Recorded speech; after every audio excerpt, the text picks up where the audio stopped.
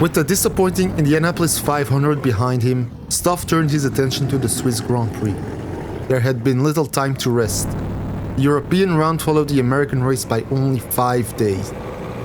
Jet lag lingered for a couple of them, but Staf made a point of devoting most of his time to his family. Marie was grateful to finally have him home, even briefly. They went on walks together, played with young Sebastian, and Staf showed her the affection she had quietly missed during his travels. Soon, Staf mentioned that the Swiss Grand Prix was next. He asked Marie if she would like to come along to see him race in person. Naturally, she hesitated. What about Sebastian?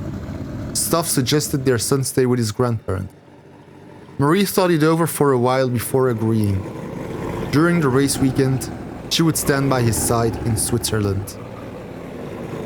They traveled together, and upon arrival, Staf proudly introduced his wife to the team, his mechanics, Johnny, and even some of his rivals. Marie was met with warm smiles and kind words. They spoke highly of Staf, praising his talent and insisting he had a bright future ahead of him. Hearing this, something settled in her heart. She made up her mind. She would continue to support her husband fully in this demanding pursuit. When free practice began, Marie watched from the sidelines as Staf thundered past, lap after lap, learning the circuit. She wished she had a camera, anything to capture the moment and make it eternal. And now I take you to the free practice results for the Swiss Grand Prix. Nino Farina is fastest in the practice session with a 2:24.119. Second is Luigi Fagioli, and Fangio comes home in third. Then we have Ascari, Prince Bira, and Staf Vermeulen comes home in sixth position in the free practice session. Then we have Consalves Sanesi, Louis Chiron, Serafini, Rosier, Comotti, Roll, Hampshire, and Whitehead. Here you have the second part of the free practice results. De Graffenried in 15th, then Parnell, Sommer, Bonneto, Crossley, Monzon, Pagani, Étancelin, Harrison, Villoresi, Chabot, Cabantou, Gerard, and Schell. And here you have the final 4 positions in the free practice session: Pozzi, Branca, Martin, and Fischer. Here we are at the start of qualifying. Staf is ready to leave the pits and go on his first flying lap, which I will show you in just a minute. Here we have Staf rounding out the final corner. He is on the cobblestones of the Bremgarten circuit and he's thundering down the start-finish straight. He is almost there. He's in 5th gear. He's making speed, and on your right you see the entry to the pit lane, and now he will start his first flying lap. He's thundering down to turn 1, first turn, quickly followed by a downhill section which jumps. He loses some speed to make the turn, then he flies through the hill and makes his way through the circuit again. Okay, he takes it easy here, then he has to brake. He takes the corner into 3rd gear, which almost unsettles his car. Now he goes back down some kind of slope, 4th gear, making speed. Now he has to lift the throttle a little so they can make this corner. This corner is almost flat out, and there's another braking zone. 3rd gear, 120 kilometers an hour on average. 4th gear momentarily in order to get another 3rd gear corner around 120 kilometers per hour again. And now he thunders up the slope into the forest section, which is full throttle all the way, thundering past those trees. One mistake here and you would find yourself among the trees, and that would be disastrous. It could be even fatal. Another flat out corner here, and he takes it effortlessly. A lot of these corners in this section are flat out. You have a right turn coming up now. He takes it without any issues. Here another right. which is going to turn into a left, but no problem for the Talbot Lago. It's a slower car, but hey. Here we have another left-hand corner, and Staf has to brake, the heaviest braking zone on the circuit. Second gear corner, 60 kilometers an hour. You are on the cobblestones now, which rattles both car and driver. So this is the final stretch to the home base, to the start-finish line. Let's see what time Staf Vermeulen sets. It's coming up onto the line, and it will be a 2:28.745 provisional pole position. Here we have Staf on his second flying lap after a cooldown lap, thundering down the start-finish straight. He's already up on his time. Will he improve? Will he improve? Yes, it's a 2:27.046. Improvement by Staf Vermeulen. Staf is ready for a race. He has found his grid slot. And now I'll take you to the starting grid for the Swiss Grand Prix. On pole position we have Nino Farina in his Alfa Romeo. Next to him we have his teammate Juan Manuel Fangio. Then we have Sanesi in third position on his first outing. Then Fagioli completes the top 4. It is a top 4 lockout for Alfa Romeo. Then we have Louis Chiron in 5th position, Nello Pagani in 6th position, Prince Bira, the points leader, in 7th position, then our hero Staf Vermeulen in P8. In 9th position we have Reg Parnell, then Franco Comotti in 10th position. Franco Roll takes P11, Ascari P12, Rosier P13, Hampshire 14, Tolo de Graffenried, the home hero, takes P15.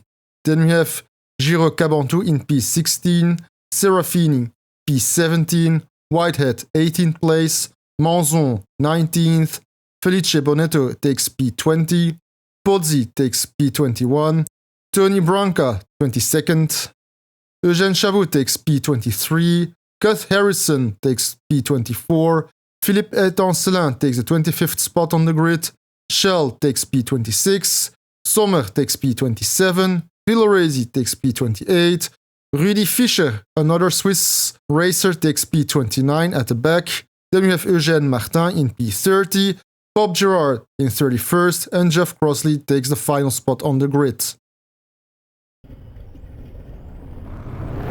Here we are at the start of the Swiss Grand Prix of 1950. The engines are revving. And the race is go, go, go! The Swiss Grand Prix of 1950 is a go. Staf Vermeulen gets an okay start. He gains 1 position. But then he loses another one and he has to evade the number 26 car. And there is chaos behind him. Look at the chaos behind him. Staf has gone okay. Oh, but there's a car tumbling. Can he avoid it? No, Staf hits the car. I think that was Fagioli. And now he sees all of the cars thundering down and he fears for his life.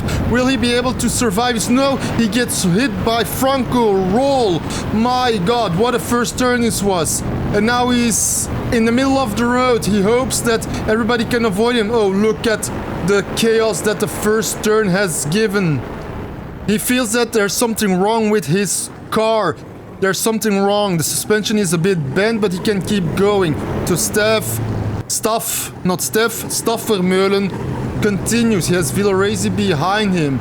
Will Villoresi overtake him after that thing? No, Villoresi loses control of his car, freeing Staf. Look at the chaos behind Staf. Okay, he thunders down the first hill. There are a lot of retirements, I hear. There are a lot of retirements. Okay, he goes into the left-hander, then the right-hander for a braking zone in which he will overtake Manzon, which you can see on the right here. Manzon has to retire. And now he has Cuth Harrison in his sights. Another braking zone. And he's going after Cuth Harrison.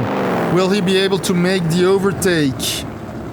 Harrison's car is not the best, but Staf is putting the pedal to the metal in order to overtake that British race car driver. They're in the forest section. Is this where he will overtake Cuth Harrison? He is gaining on Cuth Harrison with a lot of speed. Yes, He's close. He's in the slipstream. He is in the slipstream. He has to take evasive maneuvers. And then on the outside, Staf overtakes Gus Harrison. What an overtake. But it was a slower car. So yeah, that's happened. Okay. He thunders through the forest again. And on your left, you see Ascari losing a wheel. What happened there? Okay, heavy braking zone. These are a lot of retirements in the first lap already. Staf is on the cobblestones, thundering to the start-finish line. He is currently in P11. He is currently P11, but that will be P10 with the retirement of Alberto Ascari. As he goes through the finish line, he is indeed in P10.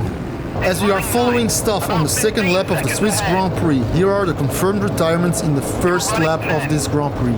Ascari, Manzon, Martin, Étancelin, Pozzi. Cabantu has an engine failure.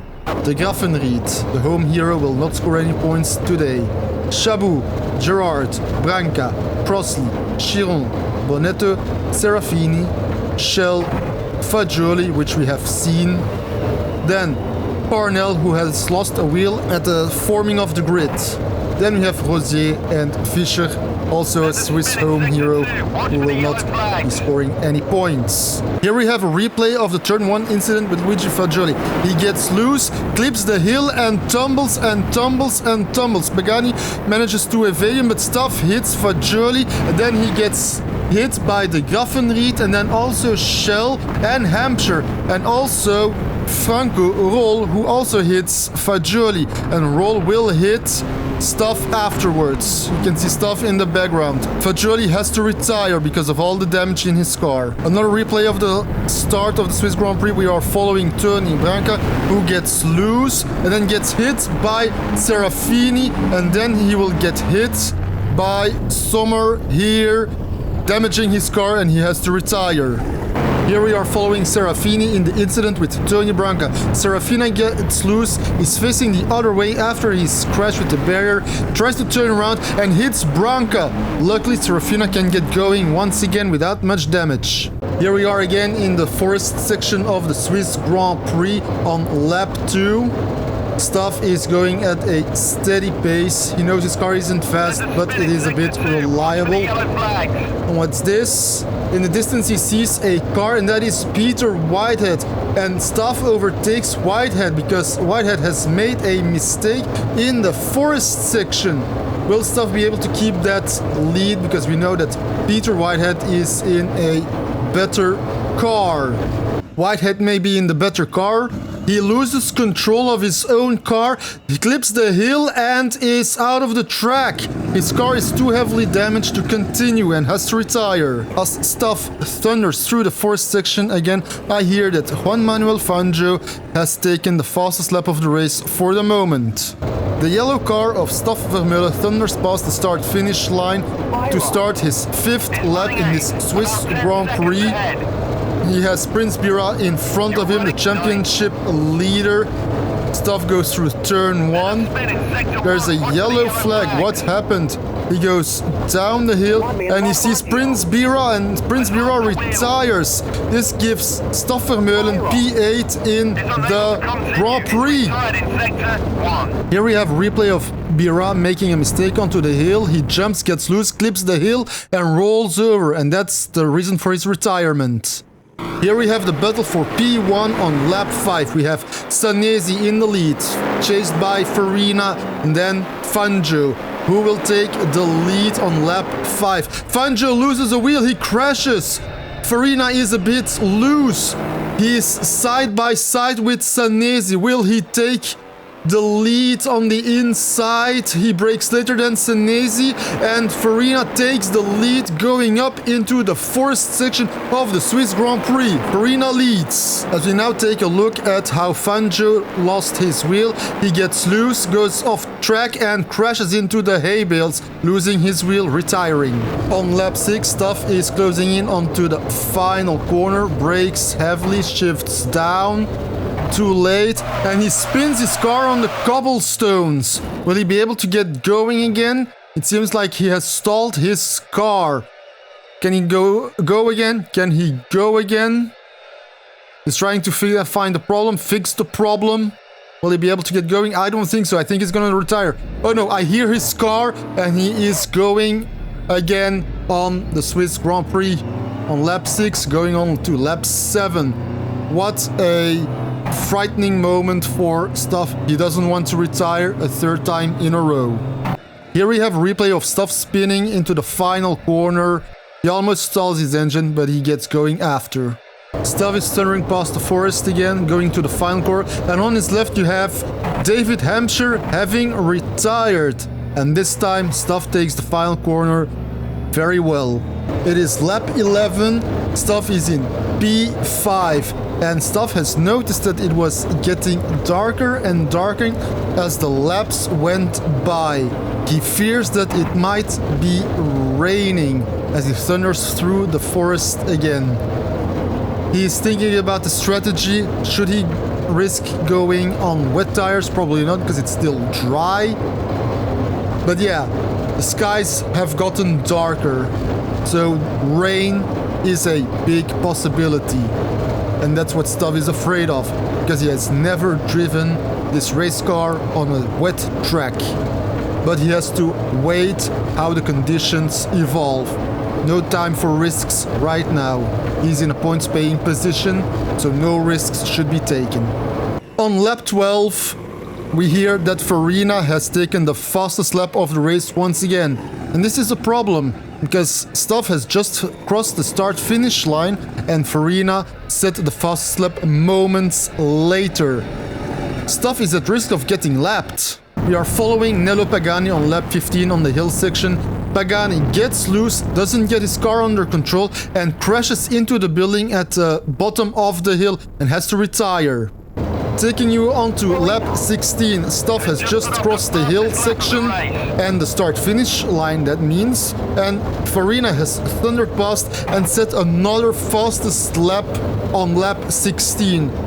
Farina is closing in on Staf Vermeulen. Staf is at risk of being lapped. It is a very high possibility. It will happen. This is the end of lap 16, going on to lap 17. Staf is still in the race and he has a good feeling and he will be finishing this race.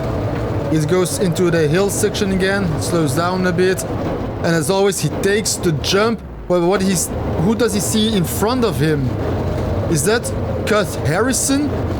The guy he overtook in lap 1? Yes, there's a car in front of him, but he knows that he is P4. That it's not Franco Comotti, that is Cut Harrison. Is Vermeulen going to lap a car himself? Probably. Cut Harrison's car is not the fastest, we know that. Vermeulen overtook him quite easily. Into the left-hander Staf goes and he is bearing down on Cut Harrison. Another braking zone for the right-hander. And here Staf Vermeulen laps Cut Harrison just before they enter the forest section. And this is moments later. Staf has a lapse of concentration and goes into the grass, but he saves it. Keep focused, Staf, or else you will retire.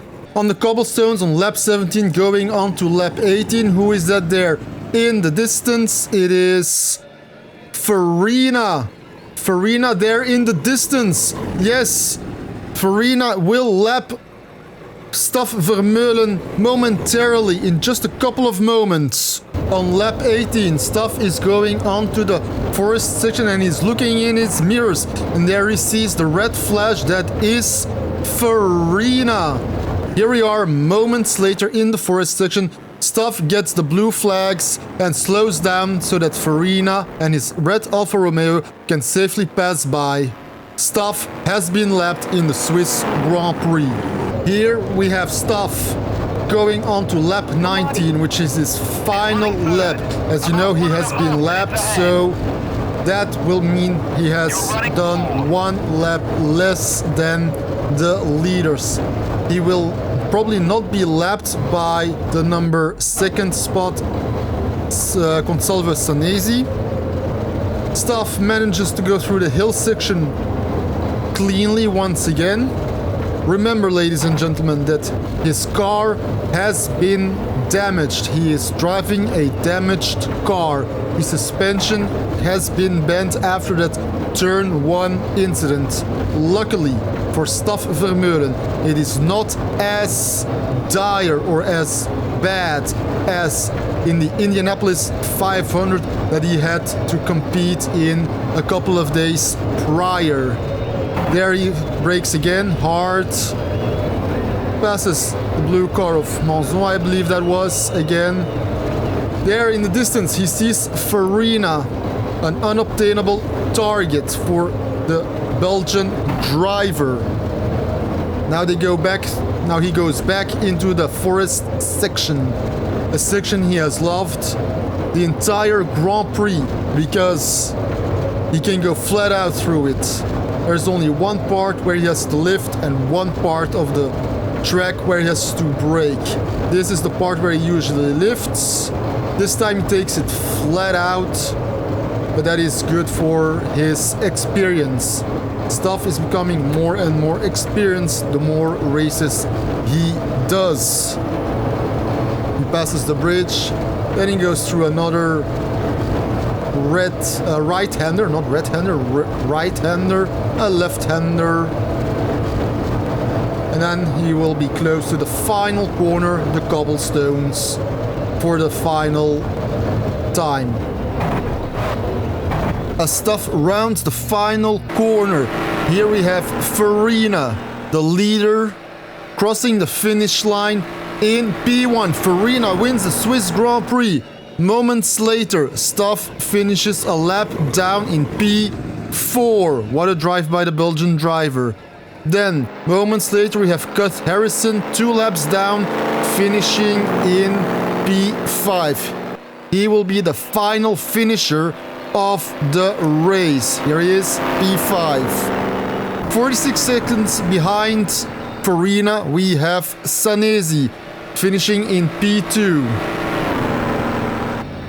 And then finally in P3 we have Franco Comotti rounding out the final step of the podium. These are your podium finishers. Here we have the results of the 1950 Swiss Grand Prix. Farina takes first place. He also takes the fastest lap and the extra point. He did it on his final lap. Then we have Sanesi in P2 and Comotti rounds up the final spot of the podium. Vermeulen is in P4 and Harrison is in P5. And as mentioned before, he is the final finisher. Then we have Pagani, Roll, Hampshire, Fangio, Bira, Whitehead, Villoresi, Sommer, Ascari, Manzon, Martin, Étancelin, Pozzi, Caventou, De Graffenried, Chabot, Gerard, Branca, Crossley, Chiron, Bonetto, Serafini, Shell, Fagioli, Parnell, Rosier, and Fischer all DNF'd, had an accident, retired. Here we have the standings after the Swiss Grand Prix. In 1950, only the 4 best results count towards your eligible points total.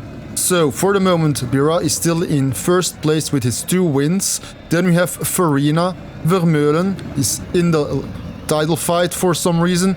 Then Gerard, Chiron, De Graffenried, Pozzi, Roll, Sanesi, Johnson, Comotti, Hampshire, Harrison, and Shell is the final point scorer.